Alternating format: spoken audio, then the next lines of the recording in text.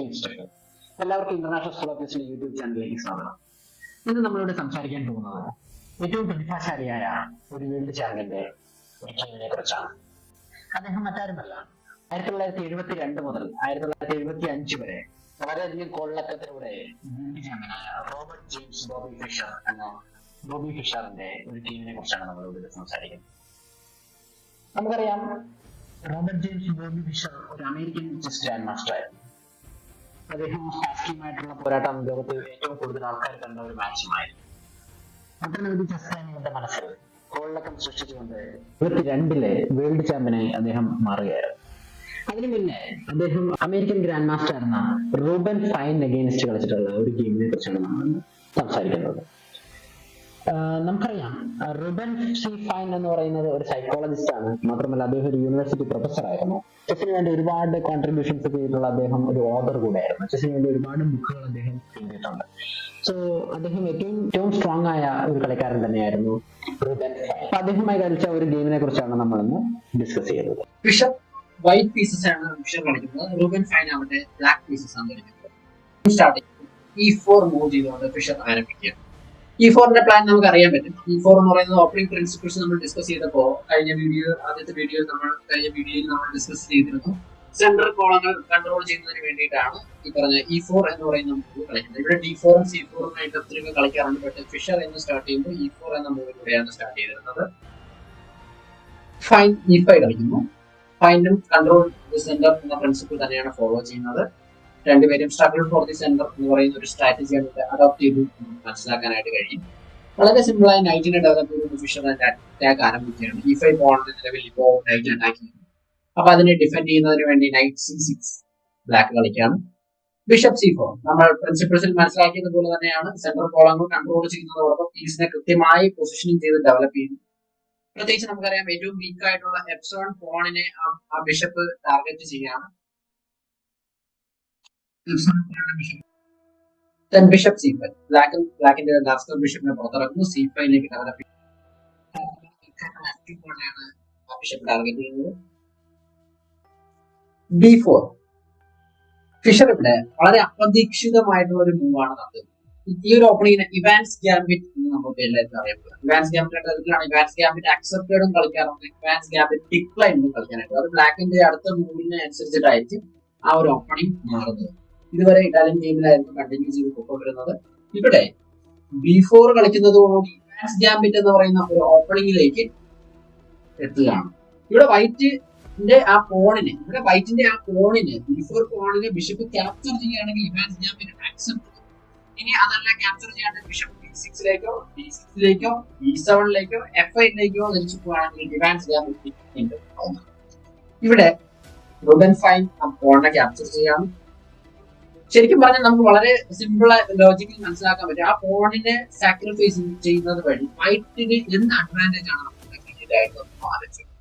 നമുക്കറിയാം, C5ലേക്ക് മൂവ് ചെയ്തിരുന്ന ബിഷപ്പിനെ B4 എന്ന് പറയുന്ന ഒരു പോൺ സാക്രിഫൈസ് ചെയ്തുകൊണ്ട് ഒരു മൂവ് ചെയ്യിപ്പിക്കാൻ നമ്മൾ വൈറ്റിന് കഴിയും.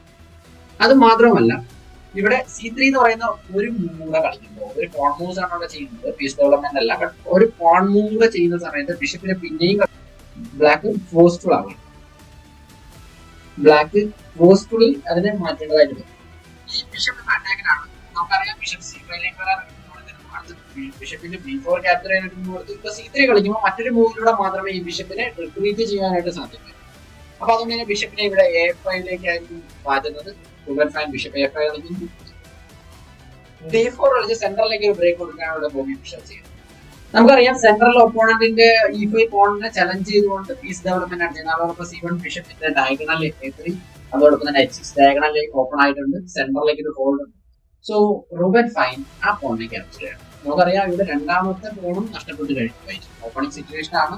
ഓപ്പണിംഗിൽ ഇപ്പോൾ 6 മൂവാണ് കംപ്ലീറ്റ് ആയിട്ടുള്ള. ഈ 6 മൂവ് കംപ്ലീറ്റ് ആകുമ്പോൾ ഫിഷറിന്റെ രണ്ടാമത്തെ പോണും ഫിഷർ വളരെ സിമ്പിളായി ക്യാസിൽ ചെയ്യും. നമ്മുടെ പ്രിൻസിപ്പിൾസിൽ മനസ്സിലാക്കിയതുപോലെ തന്നെ ക്യാസിൽ ആസ് സൂൺ ആസ് പോസിബിൾ കഴിയുന്നത്ര വേഗതയിൽ തന്നെയാണ് ക്യാസിൽ ചെയ്ത് പിന്നെ സേഫ് ആക്കി. അപ്പൊ അതുകൊണ്ട് തന്നെ ഇനി ഫിഷറിന്റെ മറ്റു പീസുകളെ വളരെ ഈസി ആയിട്ട് ബ്ലാക്കിനെ അറ്റാക്ക് ചെയ്യുമെന്ന് തന്നെ നമുക്ക് പ്രതീക്ഷിക്കാം. ഇവിടെ റൂബൻ ഫൈൻ മൂന്നാമത്തെ പോണിനെയും ക്യാപ്ചർ ചെയ്യുകയാണ്. ഓപ്പണിംഗ് സിറ്റുവേഷനിൽ മൂന്നാമത്തെ പോണിനെയും സാക്രിഫൈസ് ചെയ്തുകൊണ്ട് ഫിഷറിലേക്ക് പോകുന്നു. ഫിഷറിന്റെ ഐഡിയ നമുക്കറിയാം. കൃത്യമായ പീസുകൾ കൊണ്ടുള്ള അറ്റാക്ക് തന്നെയായിരുന്നു ഫിഷർ ഉദ്ദേശിക്കുന്നത്. റൂബൻ ഫൈൻ ആവട്ടെ ആ മൂന്നാമത്തെ പോയിന്റിനെയും ഗ്രാബ് ചെയ്തു. അതായത് ഓപ്പണിംഗ് സിറ്റുവേഷനിൽ 7-3 കംപ്ലീറ്റ് ആവുമ്പോൾ 83 ഓൺ ഡൗൺ ആയിട്ടാണ് ഇവിടെ കളിച്ചുകൊണ്ടിരിക്കുന്നത്. അപ്പൊ നമുക്കറിയാം, നമ്മൾ ആദ്യം സംസാരിച്ചിരുന്നു ബിഷപ്പ് C5 വന്നു, D4 വന്നു, A5 പോയി. അപ്പൊ ഒരു 3 മൂവ് അവിടെ പോയി. അതോടൊപ്പം തന്നെ ഈ ക്യാപ്ചറുകൾക്ക് വേണ്ടിയിട്ട്, അതായത് D4 പോയിന്റിനെ ക്യാപ്ചർ ചെയ്യാൻ ഒരു മൂവ്, C3 ക്യാപ്ചർ ചെയ്യാൻ 2 മൂവ്, അങ്ങനെ 5 മൂവ് ഓൾറെഡി ആ ക്യാപ്ചറിങ്ങിനും റിപ്പീറ്റഡ് മൂവുമായിട്ട് പ്രിൻസിപ്പിൾസിന്റെ വയലേഷൻ ഓൾറെഡി റൂബൻ ഫൈൻ ചെയ്തിട്ടുണ്ട്.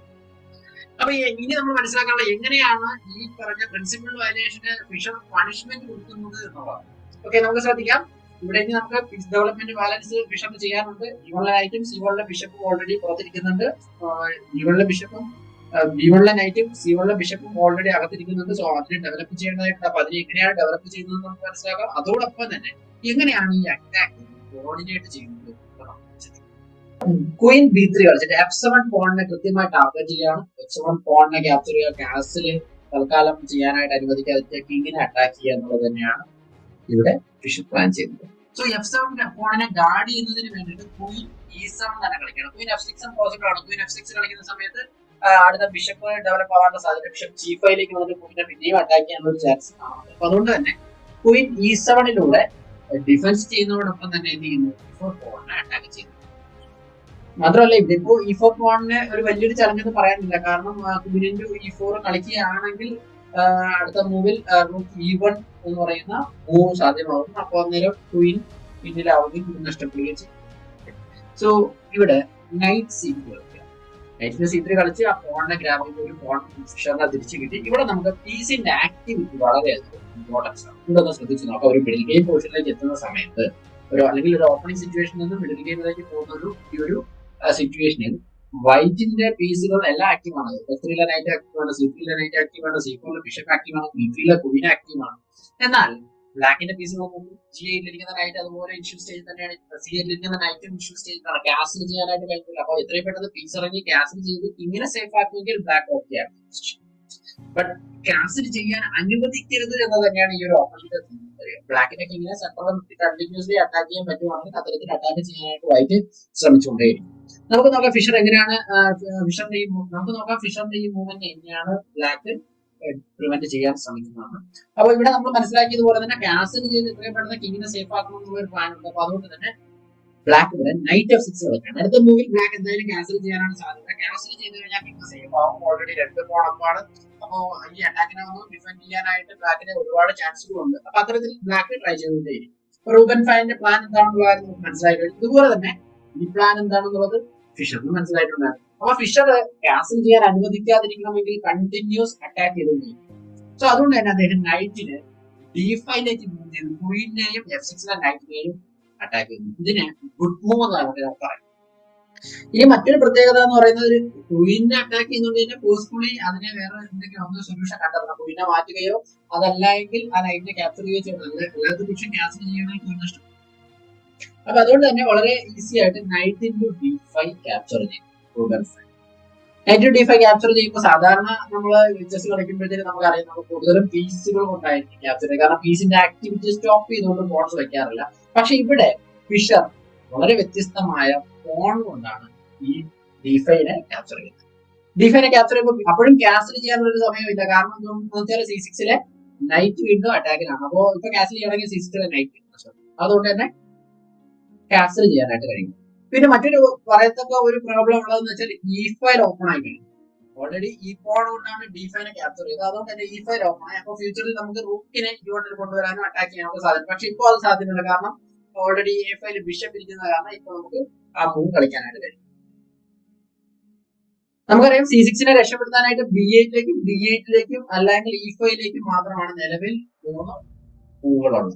അതിൽ B8 പോകുന്ന അത്ര നല്ല മൂവ് ആയിട്ട് പരിഗണിക്കുന്നില്ല. കാരണം B8 ഒരു ഇനിഷ്യൽ സ്റ്റേജിലേക്ക് തന്നെ തിരിച്ചു പോകുന്ന മൂവ് എന്ന് പറയുന്നത് ആ പീസിന് പിന്നെ ഒരു മൂവിനെ വേസ്റ്റ് ചെയ്യുന്നത് പോലെയാണ്. അപ്പൊ അതുകൊണ്ട് തന്നെ B8 വേണമെങ്കിൽ വളരെ സിമ്പിൾ ആയി ബിഷപ്പ് A3 വന്നിട്ട് ക്വീനെ അറ്റാക്ക് ചെയ്യും. ക്വീനെ അറ്റാക്ക് ചെയ്യുന്ന സമയത്ത് D6 കളിക്കേണ്ടതായിട്ട് വരും. ആ D6 കളിക്കുമ്പോൾ ക്വീൻ B5 എന്ന് പറയുന്ന ഒരു മൂവ് വന്നതിന് ശേഷം കിങ്ങിനെ അറ്റാക്ക് ചെയ്യുക. അതോടൊപ്പം തന്നെ അൺപ്രൊട്ടക്ട് ആയിരിക്കുന്ന A5 ബിഷപ്പിനെ അറ്റാക്ക് ചെയ്യുകയും ചെയ്യും. അപ്പൊ C6 കളിച്ചിട്ടോ അല്ലെങ്കിൽ ബിഷപ്പ് കളിച്ചിട്ടോ ആ ചെക്ക് ബ്ലോക്ക് ചെയ്യുന്ന സമയത്ത് A5 ഇരിക്കുന്ന ബിഷപ്പിനെ നഷ്ടപ്പെടാനുള്ള സാധ്യതയുണ്ട്. അപ്പൊ അത്തരത്തിൽ D8 പോകാനുള്ള ഒരു ചാൻസ്. നമുക്ക് ശ്രദ്ധിക്കാം, നൈറ്റ് E5ലേക്കാണ് കളി മൂവ് ചെയ്തത്. നൈറ്റ് E5ലേക്ക് മൂവ് ചെയ്തപ്പോൾ ഫിഷർ നൈറ്റിന്റെ E5 ക്യാപ്ചർ ചെയ്തു. ഇവിടെ ഈ ബ്ലാക്കിന് ക്യാൻസൽ ചെയ്യാനായിട്ട് ടൈം കിട്ടുന്നില്ല, കാരണം ഓൾറെഡി ഒരു പീസിനെ ക്യാപ്ചർ ചെയ്തേക്കാണ്. അപ്പൊ അതിനെ റീക്യാപ്ചർ ചെയ്യണം. ക്വീൻ ടേക്സ് E5 കളിക്കുന്നു. അടുത്ത മൂവ് നമുക്കറിയാം, ക്വീനെ അറ്റാക്ക് ചെയ്തുകൊണ്ട് പിന്നെയും ക്യാൻസൽ ചെയ്യാനായിട്ട് ബിഷപ്പ് B2 ഒരു ഡെവലപ്മെന്റിലൂടെ തന്നെ ഒരു അറ്റാക്ക് ചെയ്യുകയാണ്. അപ്പൊ ഇൻഡയറക്ട്ലി G7 അറ്റാക്ക് ചെയ്യുന്നത് E5 ഇരിക്കുന്ന ക്വീനെ അറ്റാക്ക് ചെയ്യുന്നു. നമുക്കറിയാം ക്വീനെ രക്ഷപ്പെടുത്തിയാൽ മതിയാവും, അതോടൊപ്പം G7 ഗാർഡ് ചെയ്യണം. എന്നാൽ ക്യാൻസലും ചെയ്തിട്ടില്ല. ക്വീൻ G5 കളിക്കുന്നു, അതോടൊപ്പം G7 ഗാർഡ് ചെയ്യണം. ഇവിടെ ചെയ്തതിന് വേണ്ടി ഇവിടെ ഒരു ഗുഡ് മൂവ് തന്നെയാണ് കളിക്കുന്നത്, H4. അപ്പൊ ക്വീനെ ഡയഗണലിൽ നിന്ന് മാറാൻ വേണ്ടി ഡയഗണലിൽ നിന്ന് മാറുമ്പോഴത്തേനും ആ ഡാർക്ക് സ്ക്വയർ ഡയഗണൽ വീക്ക് ആവുന്നുണ്ട്. സോ ക്വീനിന്റെ H4, ബിഷപ്പിന്റെ G7. അവിടെ ബിഷപ്പിന്റെ G7 അപ്പൊ ഇനി ക്യാൻസൽ പോസിബിൾ അല്ല, കാരണം ഓൾറെഡി റൂക്കിനെ അറ്റാക്ക് ചെയ്യുന്നുണ്ട്. അതോടൊപ്പം തന്നെ F8 സ്ക്വയറും ഗാർഡ് ചെയ്യാണ്. റൂക്കിന് മറ്റൊരു ഓപ്ഷൻ ഇല്ല, റൂക്ക് G8ലേക്ക് വരുന്നു. വൈറ്റ് റൂക്ക് E1 തന്നെ കളിക്കും. റൂക്ക് E1 കളിക്കുമ്പോൾ നമുക്കറിയാം മറ്റൊരു സ്ക്വയറിലേക്ക് ഇതിന് മൂവ് ചെയ്യാനായിട്ട് കഴിയില്ല, D8 സ്ക്വയറിലേക്ക് മാത്രമേ മൂവ് ചെയ്യാൻ കഴിയും. ഇവിടെ ബിഷപ്പിന്റെ E1 കളിക്കുകയാണെങ്കിൽ അടുത്ത റൂക്കിന്റെ E1 തന്നെയായിരിക്കും വരിക. റൂക്ക് സാക്രിഫൈസ് ചെയ്യുന്നത് പീസിന്റെ എണ്ണം വളരെ കുറവാണ് ബ്ലാക്കിന് ഡിഫെൻഡ് ചെയ്യാനായിട്ട്. അപ്പൊ ആ ഒരു പ്രോബ്ലം വളരെയധികം കൂടുതൽ ഫേസ് ചെയ്യുന്നുണ്ട്. സോ അടുത്ത ഒരു നിമിഷം നമ്മളൊന്ന് ശ്രദ്ധിച്ചാൽ നമുക്ക് മനസ്സിലാവും, ഒരു എക്സലന്റ് മൂവാണ് ഫിഷർ കളിക്കുന്നത്. ഫിഷർ ഒരു കില്ലിംഗ് മൂവാണ് ഇത്തവണ കളിക്കുന്നത്. അതോടുകൂടി റുബൻ ഫൈൻ ഈ ഗെയിം റിസൈൻ ചെയ്യുക. ആ മൂവാണ് queen G3. What a brilliance. എന്താന്ന് വെച്ചാൽ ഇപ്പൊ ഐഡിയ റൂക്ക് ടേക്സ് G7 കളിക്കുകയാണെങ്കിൽ queen takes H4 move, queen takes H4 move followed by F6 എന്ന് ബ്ലോക്ക് ചെയ്തിട്ട് വരും. Queen into F6. Rook E7 കളിക്കുമ്പോൾ ക്വീൻ ടേക്സ് E7 ചെക്ക്മേറ്റ് അവിടെ സാധ്യത. ഇനി രണ്ടാമത്തെ കാര്യം, ക്വീൻ ഇൻറ്റു G3 കളിക്കുവാണെങ്കിൽ വളരെ സിമ്പിൾ ആയിട്ട് ബിഷപ്പ് F6ന് അവിടെ ചെക്ക്മേറ്റ് ക്രിയേറ്റ് ആവുകയാണ്. ഇങ്ങനെ മറ്റൊരു രക്ഷപ്പെടാനായിട്ട് മറ്റു വഴികളോ. ഇനി ഇവിടെ ക്വീൻ G3ക്ക് നമുക്ക് മറ്റൊരു മാർഗം നോക്കാം. ക്വീൻ G3 കളിക്കുമ്പോൾ രക്ഷപ്പെടാനായിട്ട് C6 കളിക്കുന്നു എന്ന് വിചാരിക്കണം. C6 കളിക്കുവാണെങ്കിൽ അന്നേരം ഇവിടെ D6 കളിച്ച എസ്കേപ്പിംഗ് സ്ക്വയർ ഓൾറെഡി അപ്പോൾ കൺട്രോൾ ചെയ്യും. അതിനുശേഷം ഈ പറഞ്ഞ മേറ്റിംഗ് അറ്റാക്ക് പരിഗണിച്ചു. റോബർട്ട് ജെയിംസ് ബോബി ഫിഷറിന്റെ ഏറ്റവും ബ്യൂട്ടിഫുൾ ആയ ഗെയിമുകളിൽ ഒന്ന് തന്നെയായിരുന്നു ഈ ഒരു ഗെയിം. റൂബൻ ഫൈൻ ഓപ്പണിംഗിൽ വരുത്തിയ മിസ്റ്റേക്കിനെ കൃത്യമായി പണിഷ്മെന്റ് ചെയ്യുക എന്നത് തന്നെയായിരുന്നു അദ്ദേഹത്തിന്റെ സ്ട്രാറ്റജി. ഇനി ഈ വീഡിയോ ഇഷ്ടമായെന്ന് കരുതുന്നു. വീഡിയോ ഇഷ്ടമായെങ്കിൽ ലൈക്ക് ചെയ്യുക, കമന്റ് ചെയ്യുക. അതോടൊപ്പം തന്നെ ചാനൽ സബ്സ്ക്രൈബ് ചെയ്യാത്തവർ സബ്സ്ക്രൈബ് ചെയ്യുക. ബെൽ ബട്ടൺ എനേബിൾ ചെയ്ത് നോട്ടിഫിക്കേഷൻ ഓൺ ആക്കി വെക്കുക. Signing out, Unnikrishnan, national instructor. Thank you.